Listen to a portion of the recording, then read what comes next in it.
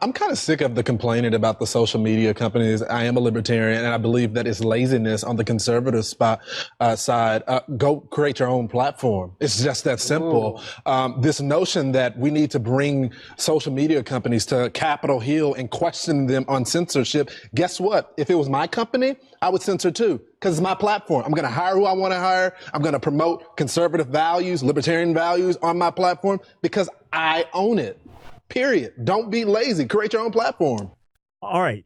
Campus reform is great. We use campus reform a lot to look at what's happening on college campuses. That's Editor-in-Chief Lawrence Jones from Campus Reform. So I respect him and I respect that work. But I deeply differ with what's being said there about conservatives being lazy, create your own platform.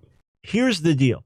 So the question is, we're getting censored. Our material is getting shut down. We're getting demonetized. We can't advertise certain things. Our hands are being tied. And there's very clear discrimination against conservatives, against Bible-believing Christians. Oh, everybody's gotten hit somewhere. But clearly, the left discriminated against the right on Google, on YouTube, on Facebook, on Twitter. Indisputable. Indisputable. So here's where I differ with all respect from what was just said. We were not told when we came on YouTube, when we came on Facebook, Twitter, Google, etc. We weren't told these are ultra-left, ultra-liberal platforms that will censor opposing views. No, here's a platform where everybody can get involved. Facebook, here's how to be in touch with your friends. All right, Twitter, here's a way to share these thoughts and messages and interact in what's happening in the world around you. YouTube, here's a way to get your videos out, whether it's some home video of your kids running around, whether you want to give political commentary from your basement, whatever. Here's a way to get it out. We helped build this. YouTube, Twitter, Facebook, none of them would be who they were if not for hundreds of millions of conservatives being part of this. All right, if we were told up front, this is an ultra-liberal platform, which will ultimately become ultra-rich and ultra powerful, and then will discriminate against conservatives, we would never have been part of it. Okay? So that's the issue. We've got plenty of platforms. We've got plenty of outlets. We've got plenty of things we've done for years and years. When we have our own websites and radio shows and TV shows and places to get our messages out, blogs and all these other kinds of things. We've had those. We keep doing those. It's not a matter of laziness. And there are people looking for alternative platforms, working tirelessly with programming and development and all of that. Okay, great, wonderful. But we were invited onto something that was supposed to be equal playing field, that was not supposed to have a particular bias, but rather saying, hey,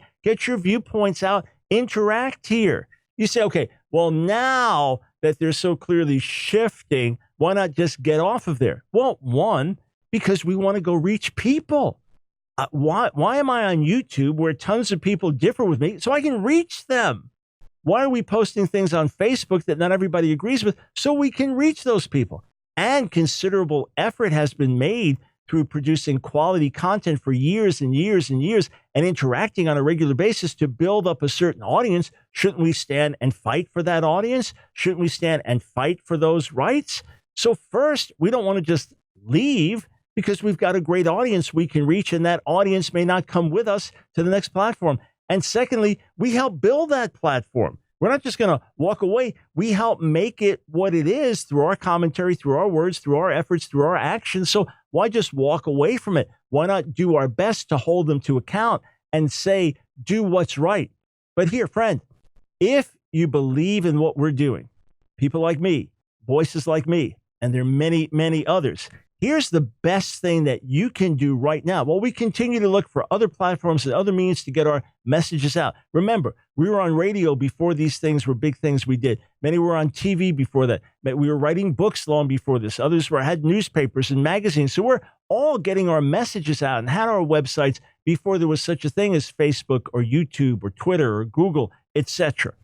But here's what you can do so that we're not dependent on YouTube's advertising revenue. So we're not dependent on the system of the world. The way it works is that you stand with us and help us produce the content and then we'll get it out on whatever platform is open to us. So the best thing you could do is stand with us, with the voices you agree with the voices you like. And the great majority of us are nonprofit. So when you stand with us, you're simply enabling us to get more material out to reach more people. I'll tell you how in a moment. But listen, all of my education is at secular universities. I got my bachelor's in Hebrew at Queens College. I got my master's and PhD at New York University. And I have great respect for the fine educators that are out there. And I learned so much from my professors. I also recognize that many a university has an aggressive agenda, that many a university is leaning radically left and that does not share conservative biblical values. In fact, campaigns against those. So I've told people, if you're in a secular university that is constantly teaching against your viewpoint, the best thing you could do is get your degree there and then use that degree to subvert whatever wrong values the university is producing. Use your degree now to say, I'm going to get the truth out and use this degree to help open doors. What I'm saying is, as long as these platforms are open, help us get our message out through them. If they shut us down entirely, fine. But as long as that door is open, I want to reach the mockers and the skeptics and those who differ with me on YouTube. I want to reach the millions we can reach through Facebook. So help us do that. Why not become a Patreon partner with us today? And let's give those a black eye that try to silence us. Say, the more you silence us, the louder we'll get, the stronger we'll be, the more clear our communication will be.